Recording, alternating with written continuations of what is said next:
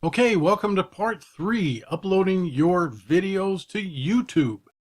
As I said in the last part, it's always better to upload them to YouTube, or Vimeo is another option that you have. You might subscribe to that service, and it works extremely well as also. But YouTube is a free resource that is open to everyone to use. So before you use YouTube, let me get my mouse over here. Before you upload videos into YouTube, you need to create an account. If you have a Gmail account already, then you've got an account with YouTube. Apparently they're joined at the hip. So you may have to create a Gmail account. I've actually got, I think, 4 different Gmail accounts for this because I have YouTube channels depending on what I'm doing. I have one for my students. I have one for my own personal use, and then I have another for something else I can't recall right now. But so you create a different account, and then you can upload videos and create your channel, if you will. So once you've done that, you get to the YouTube page. The first thing you need to do is select your files to upload.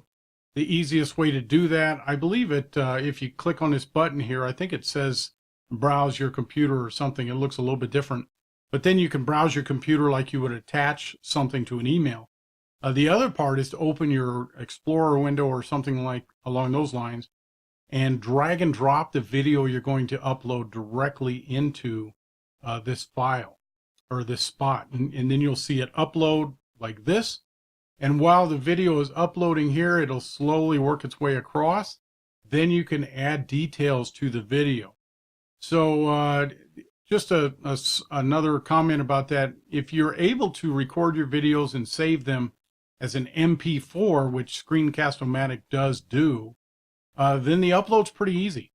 If you're using a different video recording software, it may save it as an MOV file or an AVI file or who knows what else.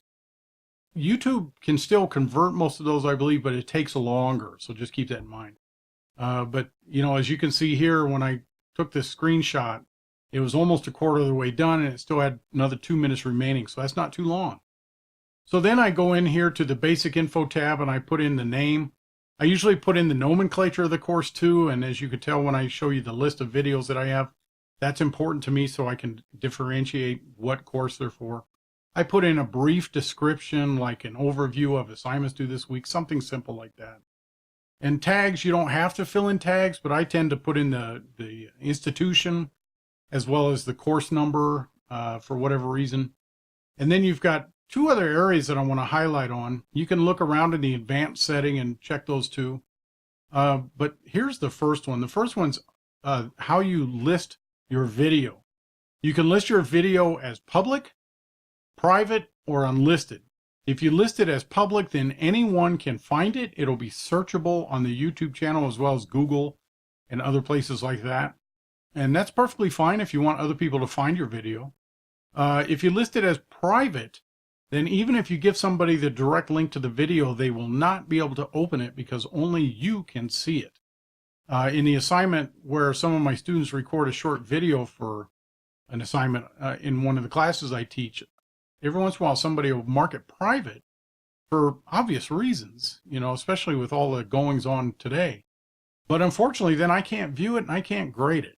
So then I have to send them an email or give them a call or whatever and say, hey, I need you to go in and edit your video to change it from private to unlisted. And then it usually works well. When you do it unlisted, what that means is it's not going to be searchable in the search pages or anything like that. But anyone that has the URL or the shortcut to that video will be able to view it.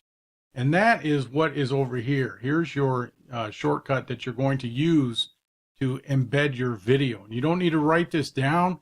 I'll show you how to find that after you've posted your video. So that's the first thing.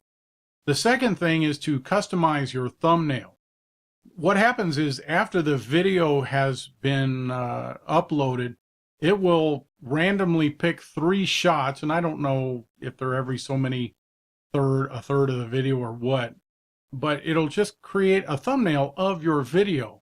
And the reason I started developing a custom thumbnail is because every time I used the default thumbnail, it always ended up being a shot like this. It always catches you at an awkward moment. And I don't get it. I don't know why. So I started doing custom thumbnails. So if you click on this button, then you can browse your computer to find your custom thumbnail. And these are what mine look like. As you can see up here, I've got a file of one for each overview. This course in particular is 5 weeks long, so I have an overview slide or a slide for each one of the weeks. And all it is a PowerPoint slide or a Keynote slide. And then, so I build it in Keynote or PowerPoint, and then I save it and export it as a picture, either a JPEG file or a PNG file. And that then just creates literally a snapshot of the PowerPoint. So it's just one slide and saved as a picture. And then I save them, to my computer where I can find them. So in this case, it's an overview of session 1. I select it, I hit the choose button, and then it uploads it right there. And then when my students are looking at the still shot of the video before it's playing, that's what they're looking at. They're looking at the thumbnail that I created rather than one of these that you see on the screen here, which, as I said, sometimes can be a little distracting. So then once you've uploaded, just select it. You just click on it and you can see there's a little box around it. And that will be your thumbnail.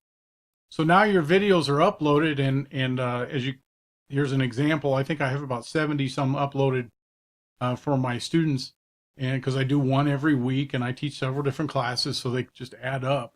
So this is what it looks like, is a list of my courses. I should point with this hand, I guess, because that's that side. There you go.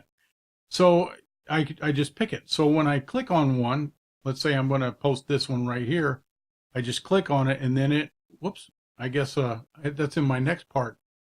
But when I click on it, then I will get the shortcut I need to embed it into Blackboard and things like that. So that's a real quick overview of how to upload videos to YouTube.